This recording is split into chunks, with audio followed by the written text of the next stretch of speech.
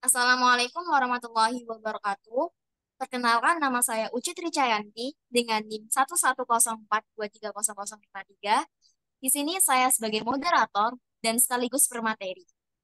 Untuk menemani presentasi teman-teman sekalian dengan judul Reducing Fertilizer Holding Cost. Baik, untuk yang pertama-tama, silakan untuk para pemateri memperkenalkan dirinya masing-masing. Baik, terima kasih. Perkenalkan, nama saya Muhammad Franky Susilo, NIM 11042300018 sebagai pemateri 1. Perkenalkan, nama saya MC Dan Muksin dengan NIM 110423007 sebagai pemateri 2. Baiknya, selanjutnya Sifani Aulia Rahmi dengan NIM 11042300032 sebagai pemateri 3. Baik, terima kasih untuk sesi perkenalan. Silakan para pemateri untuk memulai presentasi masing-masing. Baiklah, di presentasi kali ini kami akan menjelaskan beberapa topik. Yang pertama ada dari definisi, yang kedua mengenai faktor, yang ketiga tentang strategi, dan yang keempat implementasi. Selanjutnya ada pengertian pupuk. Pupuk merupakan zat yang ditambahkan ke tanah atau tanaman untuk membantu pertumbuhannya. Pupuk menyediakan nutrisi penting yang dibutuhkan tanaman untuk berkembang, seperti nitrogen, fosfor, dan kalium. Pupuk merupakan zat yang ditambahkan ke tanah atau tanaman untuk membantu pertumbuhannya. Berikut jenis-jenis dari pupuk. Yang pertama ada pupuk organik, yaitu pupuk organik terbuat dari bahan alami seperti kompos, pupuk kandang, dan tepung tulang. Pupuk ini membantu meningkatkan kualitas tanah dan menyediakan nutrisi jangka panjang untuk tanaman. Selanjutnya ada pupuk anorganik. Pupuk anorganik terbuat dari bahan kimia yang diproduksi di pabrik. Pupuk ini umumnya lebih murah dan lebih mudah didapat daripada pupuk organik, tetapi dapat memiliki dampak negatif pada lingkungan jika digunakan secara berlebihan.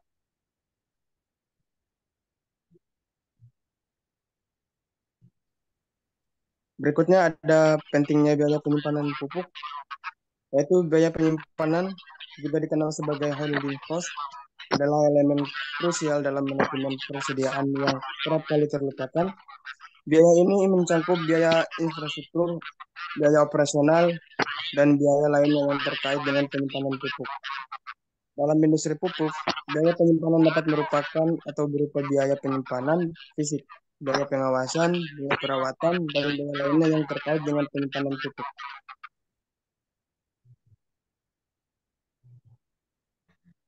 Lalu, ada faktor-faktor yang mempengaruhi biaya penyimpanan pupuk. Yang pertama, harga bahan baku. Perubahan harga bahan baku dapat mempengaruhi biaya penyimpanan pupuk. Kenaikan harga bahan baku dapat meningkatkan biaya penyimpanan, sedangkan penurunan harga dapat mengurangi biaya penyimpanan. Yang kedua, kualitas pupuk. Kualitas pupuk juga dapat mempengaruhi biaya penyimpanan. Pupuk dengan kualitas yang lebih baik dapat memerlukan biaya penyimpanan yang lebih tinggi, sedangkan pupuk dengan kualitas yang lebih rendah dapat memerlukan biaya penyimpanan yang lebih rendah. Yang ketiga, sistem distribusi. Sistem distribusi yang efektif dapat mengurangi biaya penyimpanan pupuk. Dengan menggunakan teknologi digital untuk mengoptimalkan stok pupuk, biaya penyimpanan dapat ditekan dari efisiensi operasional dapat ditingkatkan. Yang keempat, penggunaan pupuk organik. Penggunaan pupuk organik dapat mengurangi biaya penyimpanan pupuk. Pupuk organik dapat mengurangi limbah non-B3 dan meningkatkan kualitas tanah sehingga biaya penyimpanan dapat ditekan.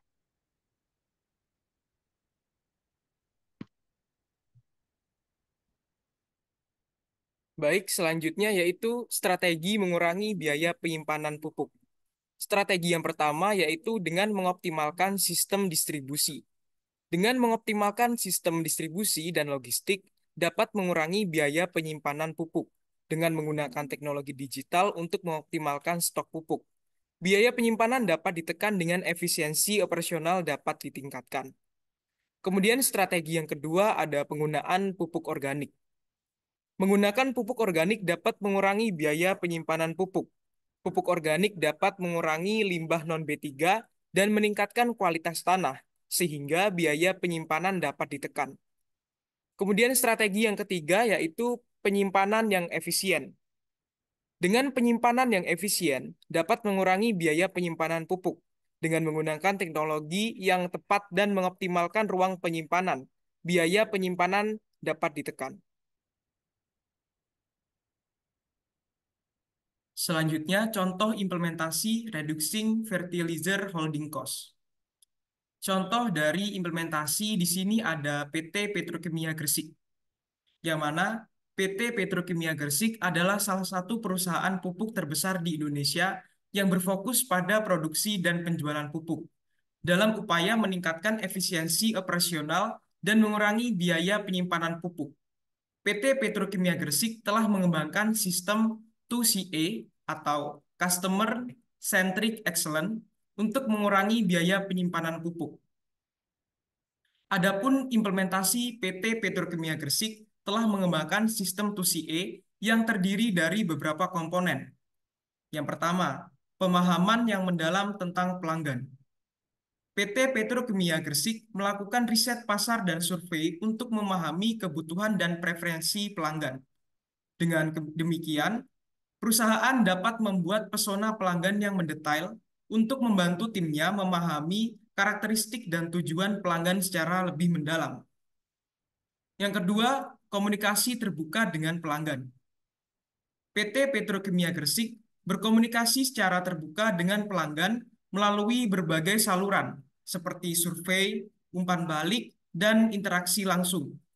Dengan demikian, perusahaan dapat mendengarkan dengan seksama umpan balik yang diberikan oleh pelanggan dan serta menanggapi dengan cepat untuk menunjukkan bahwa perusahaan peduli terhadap masukan mereka.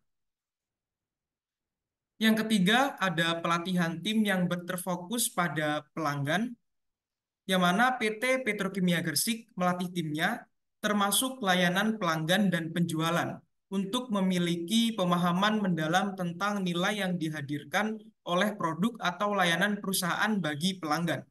Dengan demikian, tim perusahaan dapat berinteraksi secara efektif dan pelanggan dapat memahami kebutuhan mereka. Selanjutnya, hasil dari sistem 2CA. Dengan mengembangkan sistem 2CA, PT Petrokimia Gresik telah berhasil mengurangi biaya penyimpanan pupuk. Dan berikut ini adalah beberapa hasil yang telah dicapai. Yang pertama, mengurangi biaya penyimpanan. PT Petrokimia Gresik telah mengurangi biaya penyimpanan pupuk sebesar 15% melalui penggunaan sistem 2CA yang lebih efektif dan efisien. Yang kedua, meningkatkan kualitas layanan. Sistem 2CA telah meningkatkan kualitas layanan pelanggan dengan cara yang lebih efektif dan efisien. Dengan demikian, pelanggan dapat memperoleh pengalaman yang lebih baik dan meningkatkan loyalitas mereka terhadap perusahaan. Yang ketiga, meningkatkan retensi pelanggan. PT Petrokimia Gresik telah meningkatkan retensi pelanggan dengan cara yang lebih efektif dan efisien. Dengan demikian, perusahaan dapat mengurangi customer churn rate dan meningkatkan pendapatan. Dengan demikian, PT Petrokimia Gresik telah berhasil mengurangi biaya penyimpanan pupuk dan meningkatkan kualitas layanan pelanggan melalui pengembangan sistem 2CA yang lebih efektif dan efisien. Selanjutnya adalah kesimpulan implementasi. Implementasi sistem 2CA oleh PT Petrokimia Gresik telah membawa dampak yang signifikan dalam mengurangi biaya penyimpanan pupuk dan meningkatkan kualitas layanan kepada para pelanggan. Melalui pendekatan yang berfokus pada pemahaman mendalam tentang pelanggan, komunikasi terbuka, dan pelatihan tim yang terfokus pada kebutuhan pelanggan, perusahaan berhasil menciptakan lingkungan yang responsif dan adaptif terhadap kebutuhan pasar. PT Petrokimia Gresik telah telah menyimpan penyimpanan sebesar 15%, meningkatkan kualitas layanan pelanggan, dan meningkatnya retensi pelanggan. Menegaskan keberhasilan sistem 2CA.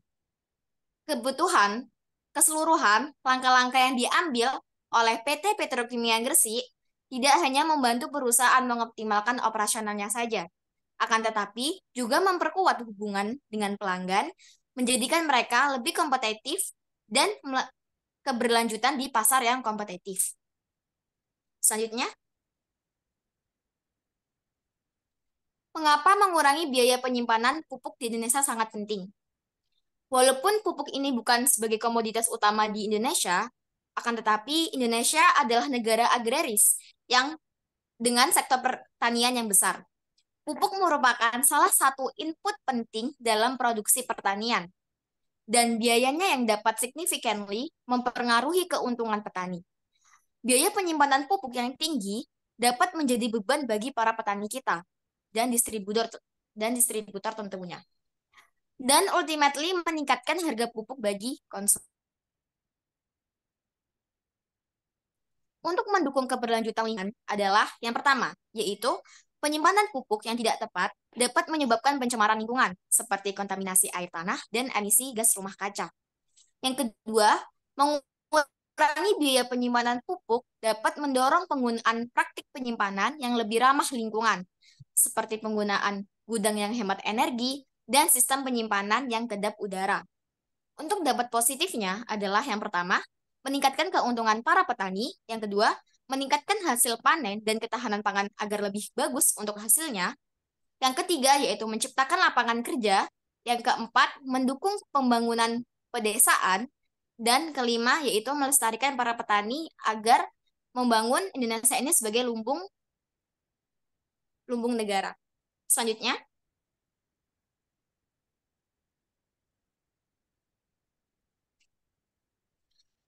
baik untuk para permateri bisa mengucapkan terima kasih kepada rekan-rekan lainnya karena presentasi telah selesai. Baik, saya Muhammad Franky Susilo sebagai pemateri 1 mengucapkan terima kasih.